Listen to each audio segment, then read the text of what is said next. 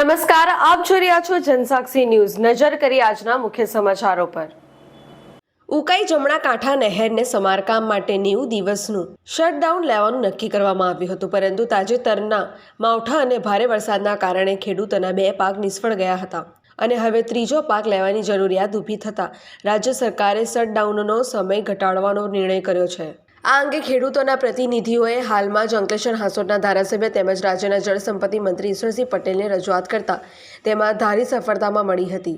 ઈશ્વરસિંહ પટેલના પ્રયાસોને પગલે રાજ્ય સરકારે પાણી કાપ 90 દિવસને બદલે 35 દિવસો સુધી કરાતા દક્ષિણ ગુજરાતના ખેડૂતોમાં રાહતની લાગણી અનુભવી હતી।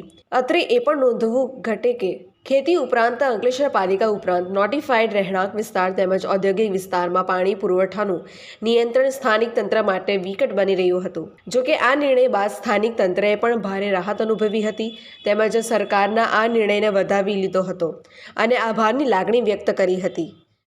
માનનીય મુખ્યમંત્રી શ્રી ભૂપેન્દ્રભાઈ પટેલ સાહેબ તથા આપણા અંકલેશ્વર હાંસોટ મત વિસ્તારના ધારાસભ્ય શ્રી ઈશ્વરભાઈ પટેલના અથાગ પ્રયત્નથી જે પાણીનો કાપ 90 દિવસ આવવાનો હતો, આવનાર છેલ્લા 15 દિવસમાં ખૂબ વરસાદ પડ્યો, એમાં ખેડૂતોને બી પારાવાર નુકસાન થયું હતું અને એને અનુલક્ષીને અને ઉદ્યોગમાં બી જો 90 દિવસનો પાણીનો કાપ રહેતે તો ઘણું ખરું ઉદ્યોગમાં બી નુકસાન થતે।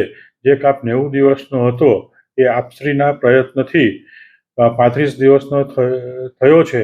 એ બદલ અમે ઉદ્યોગ વતી આપનો આભાર માનીએ છીએ। પિન્ટુ મોદી, જનસાક્ષી ન્યૂઝ, અંકલેશ્વર।